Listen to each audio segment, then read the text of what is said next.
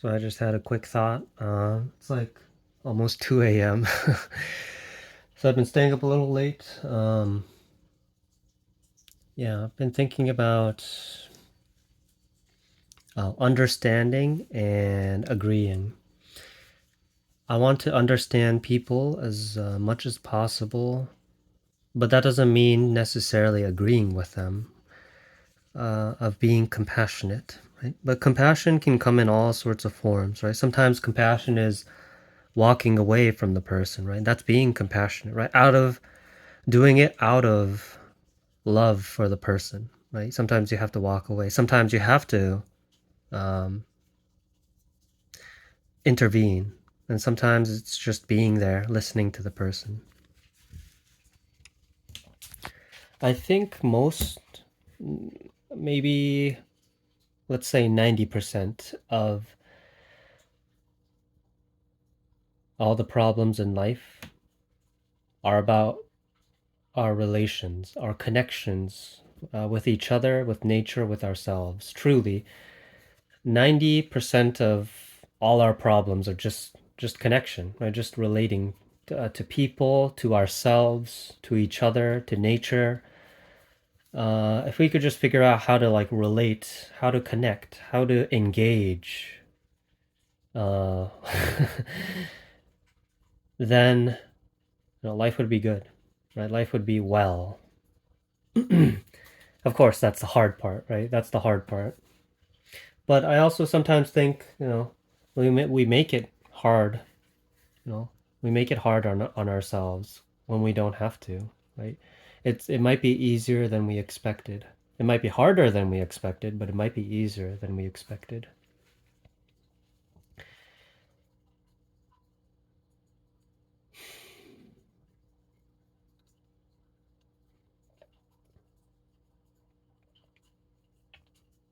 I've also been thinking about, for example, money and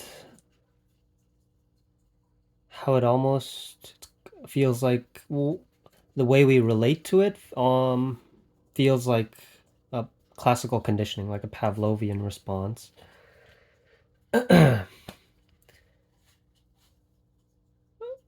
What money, I mean, lots of people have lots of theories about money, right? Maybe money is information, money is energy, right? Money is, just like accounting, right? People have all sorts of theories about money, but really, right, really, money in our day-to-day lives really is an emotional conditioning. It almost feels like, what we want isn't money, but it's what money can get us, right? And what that's not that what we can get from money isn't even what we want, right? What we really want is happiness, joy, fulfillment, satisfaction, right? Oh, a well-lived life. That's all that we want, really. And that can mean a lot of different things for a lot of different people.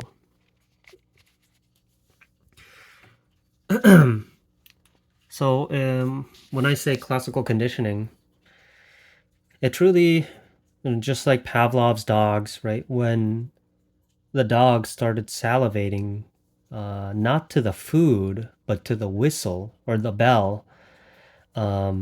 People want money, right? People want the things that money can buy, right? But then people start getting conditioned to want money more than what they actually want, right? Which is like the satisfaction, right? The fulfillment, the happiness that comes from whatever money can buy, right? The experience or the item.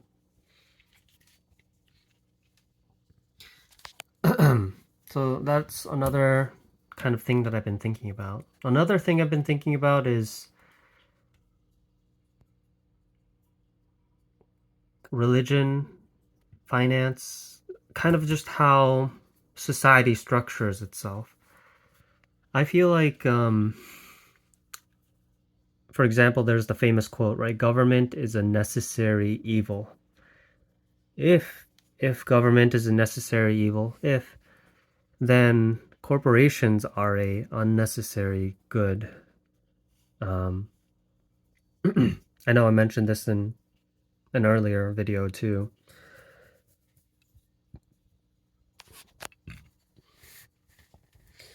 But it also seems like religion is quite similar. Um, I feel like religion, organized religion, eventually split into corporation and government, right? What was originally one entity, right, which is religion, became split into two, which was government and corporation, right? It split into two distinct things. Um, I'm not being very scientific here, right? I'm not a historian. I'm not an anthropologist. So please correct me if I'm wrong, right? If I'm totally wrong. But the reason why I say that religion feels like the predecessor to government and corporations is because, um, of course, religion has like rules and beliefs, right, which act as like, government, right? That's sort of like a proto government. I mean, church religions were some of the first places where courts and magistrates, right, where proto legal systems were set up, right? Um, and what? But then why do I say it's all like a corporation as well? It's because, and if I'm gonna put it bluntly, religion sells heaven, right? What's religion's product? Heaven, right? Heaven, nirvana, right? Whatever you want to call it, right? Paradise. Religion sells connection and purpose, meaning.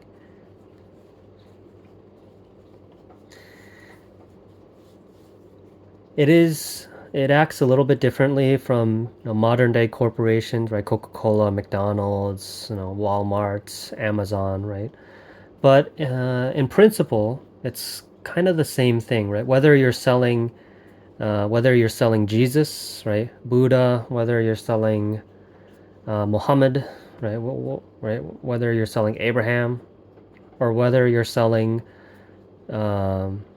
Nike shoes, right? It's in theory, it's kind of the same thing. It's like influencing society. Maybe not even influence, but your direct your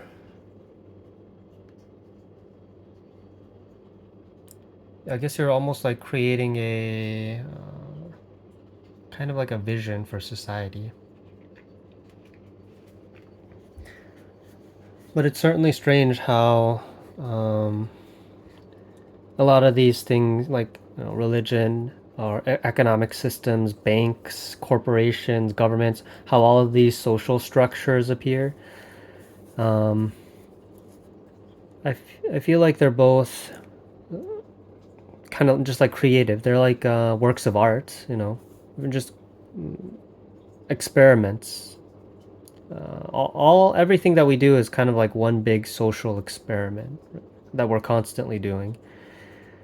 And yet, because it's an experiment. It's not really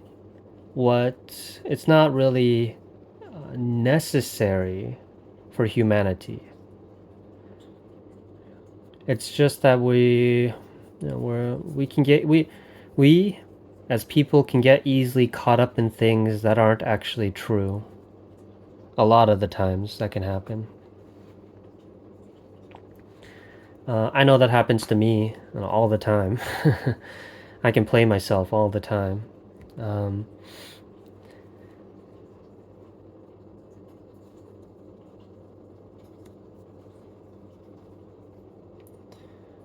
in a world without religion or banks or corporations or any social structures,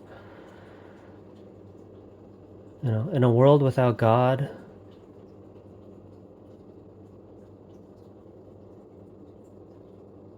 I think we'll be fine. as long as we have each other.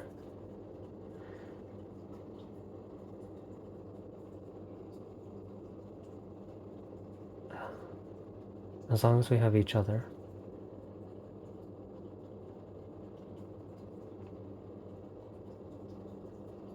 To you, whoever is listening to this, I need you.